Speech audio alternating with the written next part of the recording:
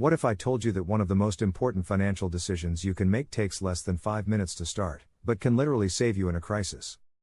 Today, we're talking about building your emergency fund, and trust me, this is one of the best things you can do for your financial security. So, imagine this: your car breaks down, you lose your job, or an unexpected medical bill pops up. These things can happen at any moment, and without an emergency fund, they can throw your entire financial life into chaos. But with a solid emergency fund, you're prepared. You're not scrambling to put things on credit cards or borrowing money, you have the peace of mind that you can handle it.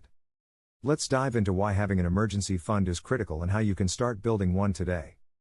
Step 1. Why you need an emergency fund. First, let's talk about why an emergency fund is non-negotiable. An emergency fund acts like a financial safety net. It helps you cover unexpected expenses without going into debt or disrupting your long-term savings goals. This is your go-to fund for life's moments, medical emergencies, car repairs, home maintenance, even job loss. Think of it as an insurance policy for your financial health. The peace of mind that comes with having an emergency fund is priceless. It reduces stress and lets you focus on bigger financial goals, like investing or saving for a home. Step 2. How much should you save?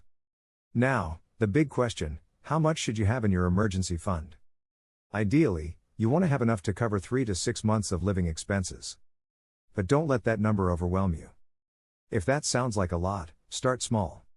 Even saving just $500 to $1,000 can cover most minor emergencies and give you a solid foundation. After that, you can gradually build it up. Break it down into smaller goals. First, aim for 1 month of expenses, then work your way up from there. Step 3. Where to keep your emergency fund. Next, let's talk about where to keep your emergency fund. You don't want it tied up in investments that fluctuate, because the last thing you need in an emergency is a stock market dip. Keep it liquid and accessible. Think high-yield savings accounts or money market accounts. These give you easy access while earning a little interest along the way. Just make sure it's not so accessible that you're tempted to dip into it for non-emergencies. Step 4. How to build it. So how do you actually build an emergency fund without feeling like it's impossible? Start by making it automatic.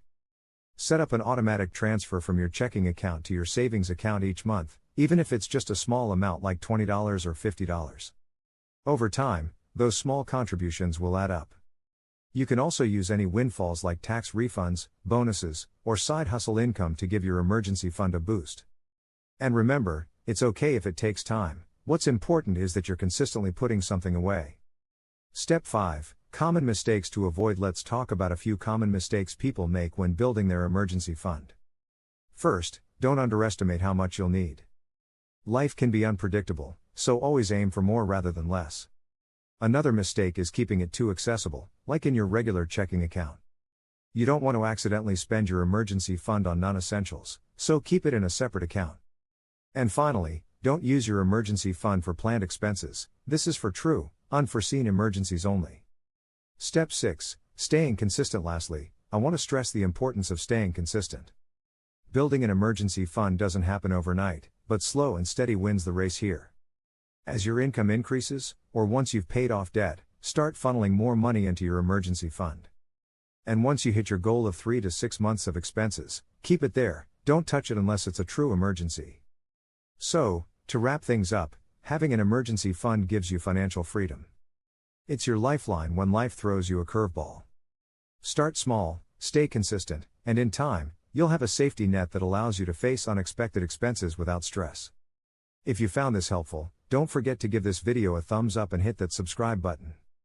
Let me know in the comments, what's your emergency fund goal, and what steps are you taking to get there? Let's build that financial safety net together. See you in the next video.